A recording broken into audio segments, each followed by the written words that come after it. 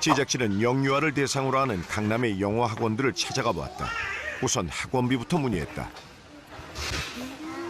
비용은 얼마 정도 들까요? 비용은 한 달에 178만 원. 네. 이제 거기에 플러스 한 식비 있으실 거고, 만약에 셔틀 이용한다면 한 달에 10만 원 비용 있으세요. 뭐 교재비 이런 거 교재비는 네, 따로고. 일단은 1일에 97,000원씩 측정이 돼 있고요. 1일에 97,000원. 네, 그래서 이제 한 달 비용이 거의 19일이면은 거의 183만 원 정도. 183만 원에 딱 원비고, 거기에 이제 비용, 이제 기타 비용이 뭐 교재비라든지 뭐 부가적인 거 발생하는 비용은 한 20만 원 안쪽이라고 생각하시면 되세요. 자리는 있어요? 자기 지금 현재 없고요. 한게 없어요. 네, 그게 있는 거고. 그다음에 여기 고가의 학원비에도 불구하고 입학 경쟁은 치열하다. 입금 전쟁이 뭐냐면 그 영어 유치원 중에 되게 들어가기 어려운 데가 있어요. 들어가기 어렵다는 건 정원이 10명인데 들어가고 싶은 사람은 한 500명 되는 거거든요. 그래서 그때는 이제 영어 유치원에서 어떻게 아이들을 뽑냐면 순서대로 뽑아요. 근데 이제 그게 입금이에요. 그 계좌가 예를 들어 뭐 내일 오전 12시 00에 열린다 하면 이제 엄마들이 대기를 하고 있다가 12시 00에 입금을 하는 거예요. 손이 이제 느리신 분들을 위해서 그런 대행 업체들이 있어요. 딱 그 시간에 매크로 같은 걸 돌려가지고. 그런 거는 이제 인기 유치원마다 금액이 달라요. 인기가 되게 많고 되게 힘든 데는 성공 보수가 20만 원. 근데 실패하면 환불이 돼요. 그리고 뭐 그냥 그러면 뭐 10만 원 이 정도로 시세가 됐죠. 그래서 이제 그거를 입금 전쟁이라고 해요. 최상위 학원에 들어가기 위한 대비를 해주는 학원들까지 성행하고 있는데요. 학원 입학 시험에 7세고시라는 말까지 붙으면서 미취학 아동들도 사교육으로 내몰리고 있습니다. 그래서 라이팅 샘플, 뭐 리딩 샘플 이런 기출 문제가 돌기도 하고 프랩이랑 과외들을 시키면 선생님들이 다 갖고 계세요. 대치동 학부모들 사이에 유명하다는 영어 유치원 레벨 테스트 대비 예상 문제집을 어렵게 구했다. 예상 문제뿐 아니라 유명 학원들의 면접 특징, 답변 팁까지 정리돼 있다. 이거 두 권인데요. 좀 봐주시죠. 영어 유치원 입학을 준비한다면 필독서로 본다는 학습지도 입수했다. 과연 문제의 난이도는 어떤 수준일까? EBS 대표 영어 강사의 평가를 들어보자. 어떠세요? 지금 난이도를 학년으로 말씀드리자면 중3에서 고1 초반 정도까지 되는 거고, 어휘의 양은 한국 교재보다는 훨씬 더 지금 많은 수준의 어휘를 요구하고 있는 것 같고요. 문장의 복잡성이나 길이 측면에서 보자면 한 대략 중학교 고학년 교과서나 고1 초반에 만날 수 있는 정도의 문장 난이도인 것 같습니다. 네. 근데 이 문제는 정말 딱 학교 시험에서 볼 법한 문제들이에요. 뭐 필자가 지금 나타내고 있는 생각은 무엇이냐, 뭐 이런 류의 질문들이라 사실 질문을 이해해야 한다는 것 자체도 보통 일이 아닐 것 같아요. 네. 만감이 교차하네요. 한국의 영유아 공교육은 아직 법적인 가이드라인이 없다.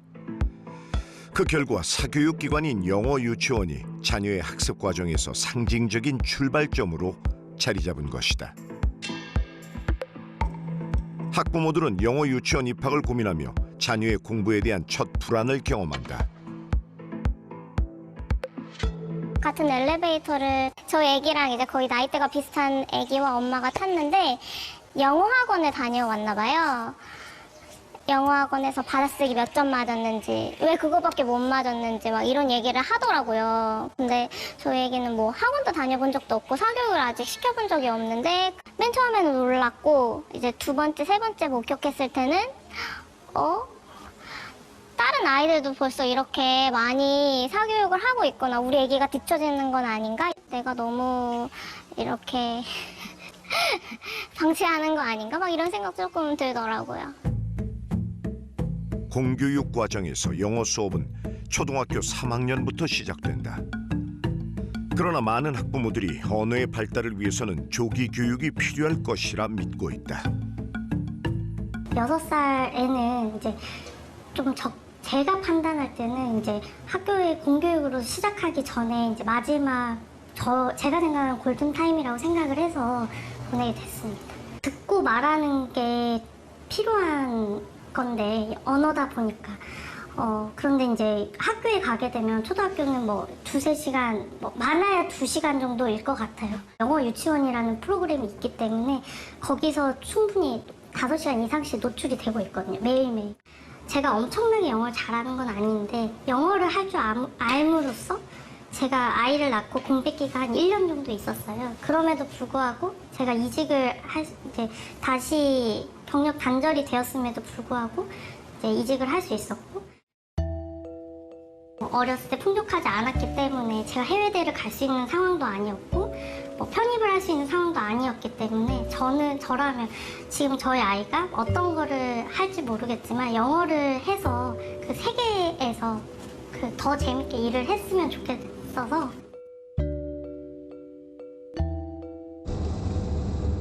부모들의 간절한 바람을 이용한 불법적인 행태도 벌어진다.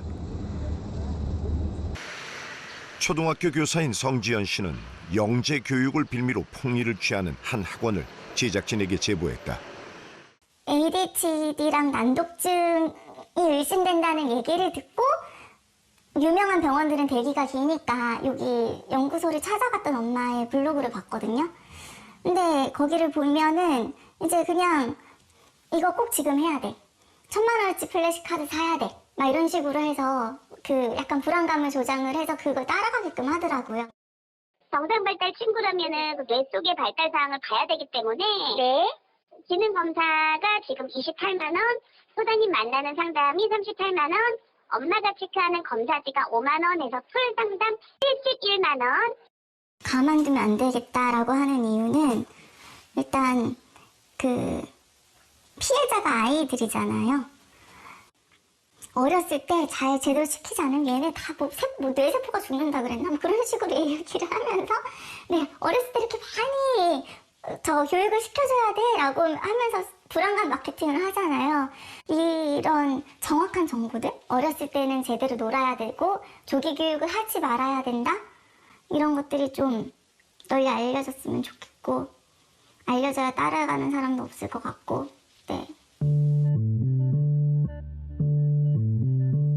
불안과 혼란 속에 끝없이 덩치를 불려가는 대한민국 사교육 시장.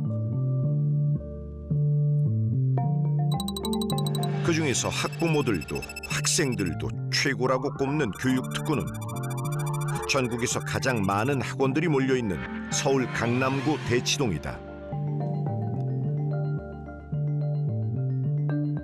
경기도에 살지만 매일 대치동 학원으로 아이를 데려다준다는 일명 라이드맘을 만났다. 그러면은 돌아온 다음에 또 이제 대치동을 가셔야 되나요? 그렇죠. 돌아오면은 같이 이제 오늘 공부할 거 간단하게 예습하고 지난 시간 거 복습시키고 그리고 같이 또 학원을 갑니다. 대치동으로 꼭 가야 돼야만 하는 이유가 있나요? 배우러? 이 동네와 가까운 곳에 아이 레벨에 맞는 반이 없었습니다. 그렇게 해서 흔히 얘기하는 대치 빅3 학원들에 시험을 처음 봤는데 애가 다행인지 불행인지 잘 붙어줬는데 내가 그거를 못 해준다면은 또 좀 슬플 것 같았고 무엇보다 사실 대치동에 왜 가냐라고 했었을 때 많은 엄마들이 피어 그룹이라는 얘기를 합니다. 누구랑 배우냐. 아이가 조잘조잘거리면서 나오는 그런 분위기 속에서 영어를 되게 어려워하지 않고 쉽게 우리말처럼 하는 정도에 이르는 모습을 보면서는 나의 희생이 그렇게 아주 헛되진 않을 수 있겠다라는 생각이 들었고요. 내 아이의 가능성을 보았을 때 부모는 기꺼이 헌신과 희생을 택한다. 사교육의 정점에 있는 대치동, 정말 그곳에 해답이 있는 것일까?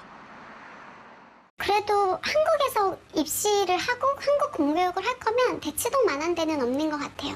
학원에 여러 선택권이 있고 앞을 봐도 뒤를 봐도 다 공부를 하고 있고 학원의 선택의 폭이 되게 많은 것 같아요. 잘하는 애들만 있는 학원도 아니고 못하는 애들만 있는 학원도 아니고 되게 학원이 촘촘하게 있는 느낌? 그러나 대치동은 또 다른 불안을 끝없이 키워내는 곳이기도 하다. 그냥 유니콘 같은 애들이라 표현하거든요. 그런 애들 얘기만 들리고 그런 애들이 뭐 어떻게 잘하고 있는 그런 얘기를만 들려요. 그러니까 상대적으로 내가 너무 안 시키나? 우리 애만 못하나? 뭐 그런 약간의 조바심이 극대화되는 동네이기도 해요.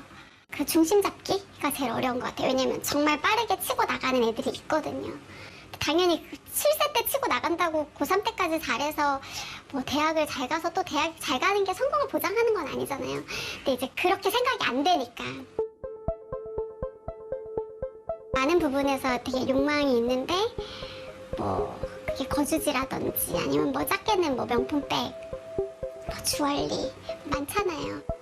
그러니까 제가 느끼기에는 자식의 잘됨이 되게 엄마로서 뭔가 욕구의 끝인 것 같다는 생각이 드는 거예요. 제주도에서 진짜 뭐 정말 밸런스 게임처럼 뭐 자식이 뭐 이렇게 해서 뭐 하는 걸 선택할래 아니면 뭐 진짜 뭐 LM백 가질래 그러면 제가 느끼기에는 100% 다 자식일 거예요.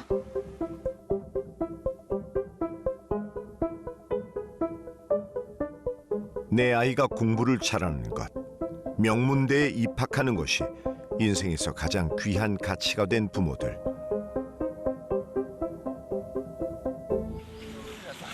그렇다면 사교육은 과연 내 아이의 가능성을 얼마나 높여줄 수 있을까? 대치동 학원가에서 대입 전략을 지도하는 입시 담임으로 일했던 김다찬 씨의 얘기를 들어봤다.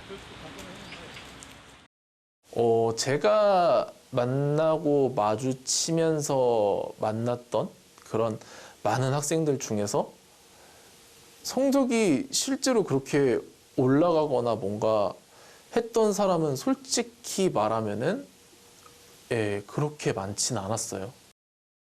근데 학원에서는 성적을 올린다라고 생각을 하지 않고 이미 잘한 애를 데리고 오려고 해요. 그러니까 학원 모집 요강 같은 것들을 살펴보시면은 잘하는 애들이 학원에 가서 이제 학원을 빛내주는 거고, 사교육이 하는 역할은 확률을 조금이나마 올려준다예요. 로또를 한 6, 7천 장 사면은 로또에 당첨될 확률이 올라가겠죠? 딱 그 정도의 역할을 한다고 봅니다. 김다찬 씨는 교육자로서 학생들의 성장을 돕고 싶었다. 그러나 대입을 준비하는 학원가에서는 더 중요한 것이 따로 있었다. 정말 학생들이 소화할 수 없는 양의 교재라던가 이제 이런 것들을 막 쌓아줘요. 엄청 줘요. 제가 사진도 찍어놨었어요. 그 끝나고 나면은 학생들이 책을 버리는데 한 500~600명이 책을 버리면 강의실 하나 꽉 차요. 근데 그 책 중에 아무거나 꺼내잖아요. 비어 있어요. 안 써 있어요, 아예. 보지도 않은 거예요. 보지도 않을 책을 끼워서 팔고, 강의에 이제 공부에 필요하다고 끼워서 팔고, 그것도 돈을 다 받아요. 정신적으로 망가져가는 학생들을 지켜봐야 하는 것이 가장 괴로웠다. 그러니까 그 정도의 돈을 들였으니까 잘해야 된다는 중압감이 계속 있는 거예요. 또 부모님도 부모님대로 그 기대가 생기잖아요. 이 정도로 돈을 들였는데 왜 그게 안 되느냐. 자기도 모르는 새에 막 환청을 듣거나 아니면은 쟤는 나를 미워한다라고 믿는 애들이 생겨요. 그래서 막 계단에서 막 누군가는 막 소리를 막 하고 지르기도 하고, 막 자해를 하기도 하고. 생각을 해보시면 좀 이상하지 않나요? 어쨌든 특정 나이대의 집단이 몇 프로를 제외하고 실패의 경험으로 사회를 시작하는 거예요. 저는 그게 되게 나라 사회적으로 상당히 큰 해악이라고 저는 생각을 해요. 소위 대한민국 최상류층이라고 하는 이들의 사교육 시장에서는 또 다른 문제들이 벌어진다. 국제학교 입시 컨설팅 학원을 운영했던 이한길 씨. 제가 원래는 처음에 이제 대치에서 학원을 크게 운영을 했었는데, 접게 된 계기는 더 이상 보람이 없었고, 이제 이 강의할 때 학생들과의 그런 교류, 뭔가 진정성, 교육이 더 이상 아니었었던 것 같아요. 국제학교는 법적 규제에서 비교적 자유롭다. 그래서 더 많은 것들이 더 많은 돈으로 해결된다. 일반적으로 정상적인 컨설팅으로 말씀을 드리면요, 기본적으로 뭐 어떤 대학을 선택해야 할지, 추후에 이제 대학교를 지원을 할 때 우리 아이가 어떤 활동을 해야 할지 부터 이제 다 설계해서. 근데 이 활동이라는 건 이제 되게 다양하거든요. 봉사 활동이 될 수도 있지만 대회. 그러면 대회에 나가는 거면 대회 준비까지. 국제학교만 붙으면 뒤에 0이 하나가 더 붙는다고. 비정상적인 그런 컨설팅 케이스들도 있기 때문에 이런 소논문 같은 대회가 있다라면은 사실 그냥 누군가가 직접 써서 그냥 제출해 줄 수도 있는 거거든요. 그런 컨설팅이라면 뭐 이제 액수대가 아무래도 막 억대로 올라가고요. 이제 액수대가 그렇게 올라가다 보니 학부모님들도 이제 요구하는 사항들이 이제 굉장히 많아지시고, 어떻게 보면 좀 선을 넘는, 뭐 아이들 숙제를 대신해 준다든지 여러 가지 하면 안 되는 그런 것들이 자유로워지거든요. 그 시험 자체에 대한 정보를 미리 다 알 수 있게 되는 것이고,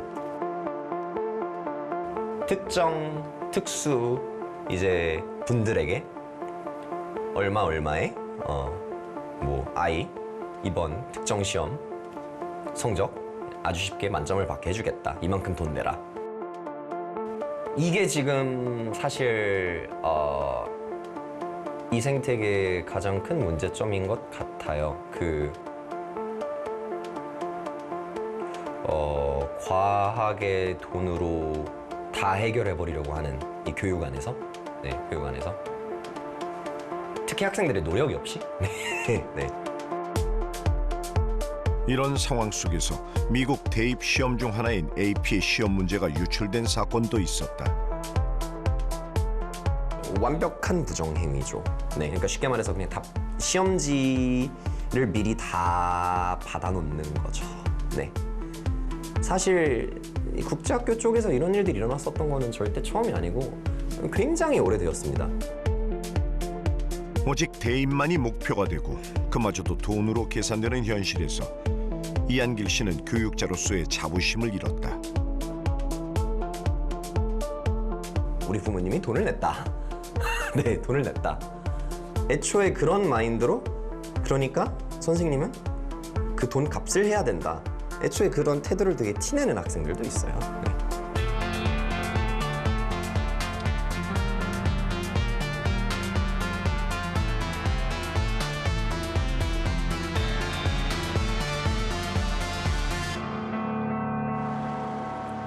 부모의 경제력이 곧 대학 입시의 성공으로 이어지는 사회. 이를 실제적인 수치로 확인할 수 있을까?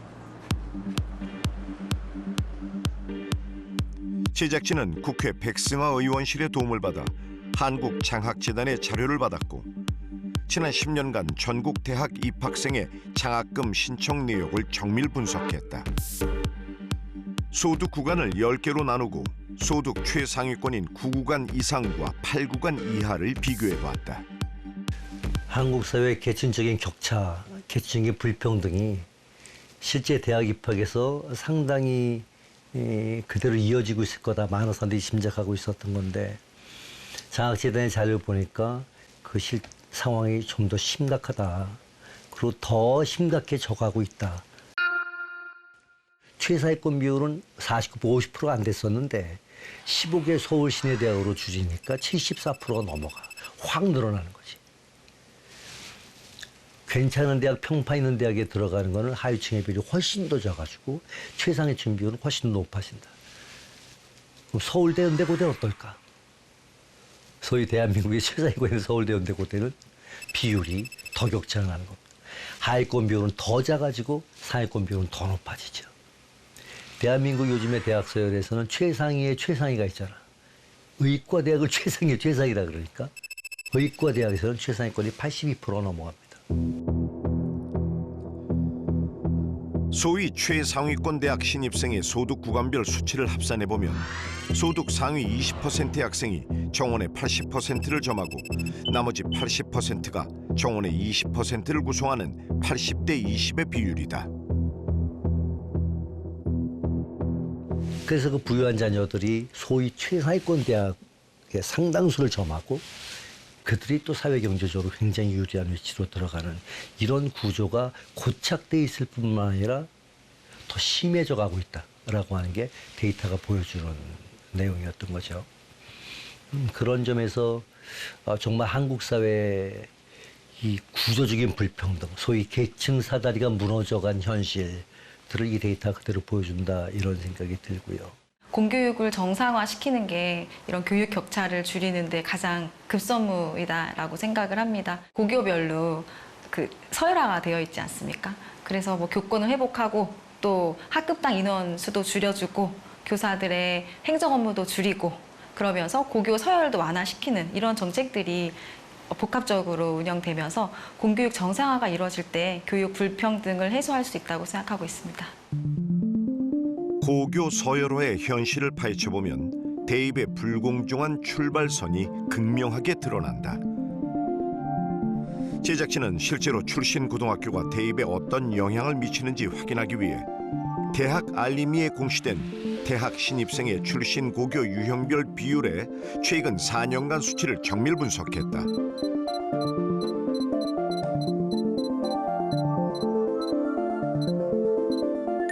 먼저 절대 다수를 차지하고 있는 일반고의 대학 신입생 비율을 보면 소위 상위권 대학으로 갈수록 작아지고 있는 것으로 나타났다.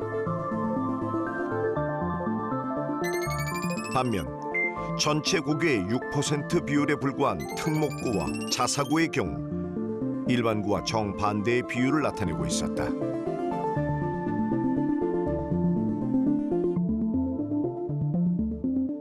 $3천만 육박하는데 근데 그 학생들이 뭐 학교에 내는 돈만 내고 고등학교 3년을 다니냐? 그렇지 않잖아요. 그 학생들 생활해야 되는 거죠. 이 학생들이 다 또 사교육을 받습니다. 특별한 종류의 사교육을 받아요. 합치면은 뭐 연간 4천, 5천. 고등학교 학생 자녀에게 1년에 4천, 5천을 투자할 수 있다. 이런 가정이 대한민국에 얼마나 되겠습니까? 근데 그 학생들에게 유리한 이 학생들이 대학 들어가기 쉽게 만들어주는 그런 제도가 확대되어 왔다. 그리고 지금도 유지가 되고 있다. 네, 아주 서글픈 결과인 거죠. 서글픈 결과일 뿐만 아니라 거기에 대해서 문제 제기하는 목소리 자체가 별로 없고 점점 없어져 간다. 이건 더 심각한 문제인 거죠. 치열한 입시 경쟁에 뛰어들지 않는다면 행복할 수 있을까? 최소한의 사교육, 아이들이 원하는 것에만 투자한다면 스스로를 아주 평범한 학부모로 소개하는 초등학생 두 아이의 엄마를 만났다. 상당부분을 남편하고 제 거에서 많이 줄이는 것 같아요.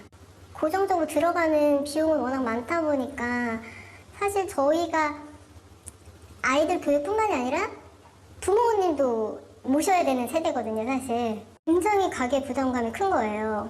그리고 아이들 교육비도 그렇고. 그러고 나니까 우리도 나이가 들었을 때 일을 할 수 없을 텐데 가진 거라고는 지금 10밖에 없는데 이걸로 어떻게 살아야 되나?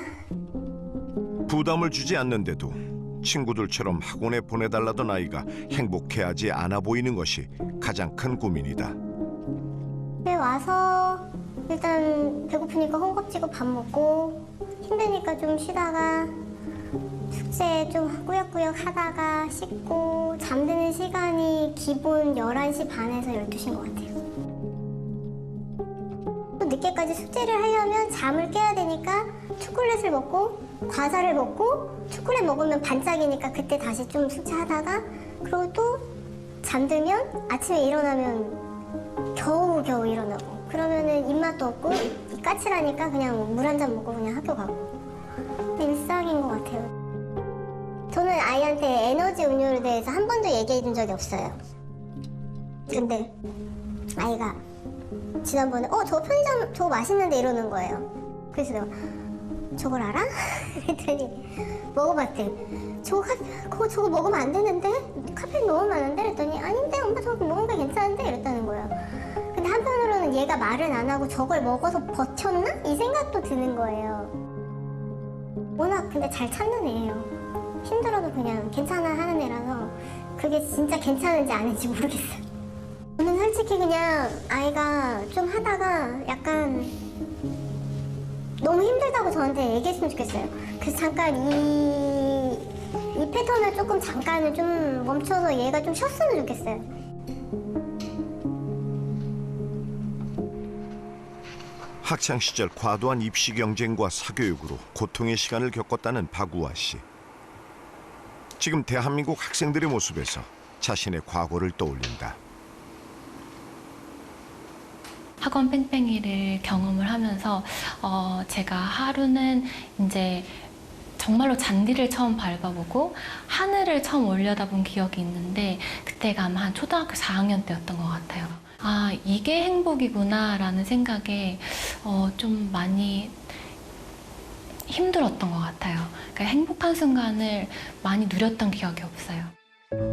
넉넉하지 않은 집안 형편에도 부모님은 교육에 전폭적인 지지를 했고 박우아 씨는 결국 특목고에 합격했다. 하지만 그때부터 좌절이 시작됐다. 특목고에 가보니 너무 잘하는 친구들이 많은 거죠. 난 아무리 해도 이 숫자를 받아야 되는 건가? 몸에 많이 무리가 갈 정도로 공부를 하려고 하고 그리고 특목고를 준비하는 과정에서 이미 스트레스가 많이 쌓이면서 자가면역 질환이라고 이렇게 제 몸이 제 몸을 공격하는 병이 발병이 돼서 제가 특목고를 자퇴를 했습니다. 네. 오랜 시간 방황하던 박우아 씨는 어렵게 미국 유학을 떠났다. 사교육에서 벗어나 자유롭게 공부하면서 비로소 회복되었고 무사히 졸업해 결혼을 하고 아이도 낳았다.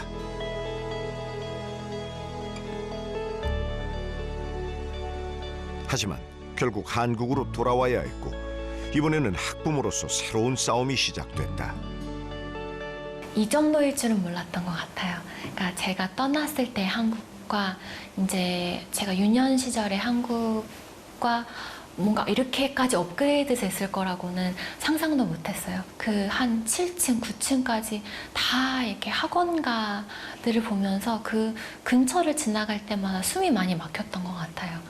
내가 안 시키겠다 이러는 마음으로 들어왔을지언정 주변에서 뭐 누구 엄마 뭐 안 시켜? 뭐 늦었어. 지금 웨이팅이라도 걸어놔야 돼.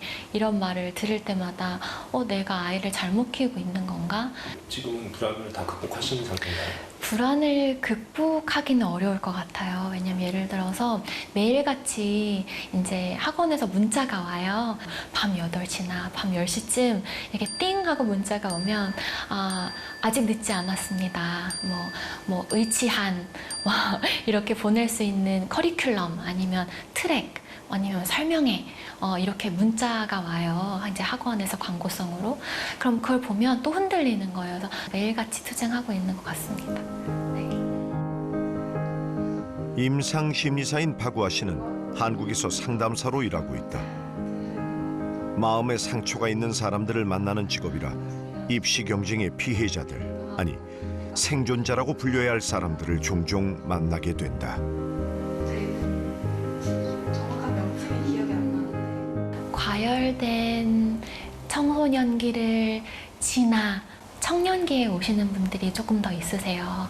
사회에 나가셔서 이제 번아웃이 오셔서 오시는 경우가 좀 더 많은 편인데 안타까운 부분인데 그래서 청소년보다는 오히려 다양한 이유로 청년분들을 오히려 청년기 그리고 또 장년에 계신 분들을 더 상담해서 많이 뵈면서 그 유년기 이야기를 들으면 부모님 기대 과열된 사교육이 공통 분모가 굉장히 많았던 것 같아요.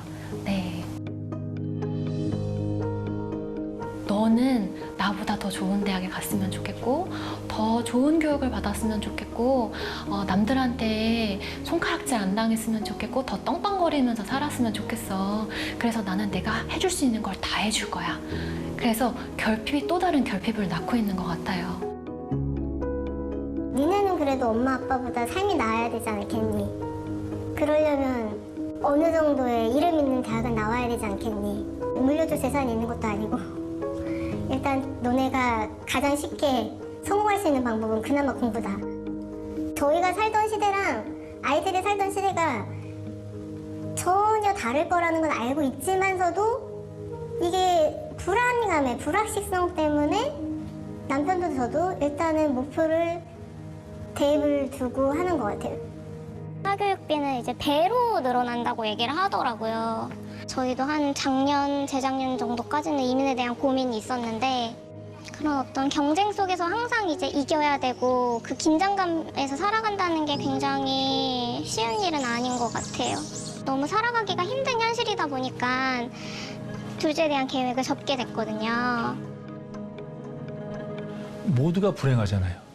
지금 행복한 사람이 없는 이유가 부동산과 교육인데 이게 꼭 부모만 불행한 것이 아니라 6살 때부터 그 학원을 돌아다니는 아이들, 놀지도 못하고 하는 아이들이 다 불안해서 어떤 면에서는 우리나라 전체의 경제 문제뿐만 아니라 행복 문제를 위해서도 이 부동산 문제하고 교육 문제는 그대로 둘 수 없는 그런 상황이 됐다고 보고 있고요. 그래서 저는 그 단초가 이 교육 문제를 해결해 줌으로써 서울 집중 문제를 해결하고 서울 집중 문제를 해결함으로써 부동산 문제도 해결하고 하는 그런 방향으로 가야 된다고 생각합니다.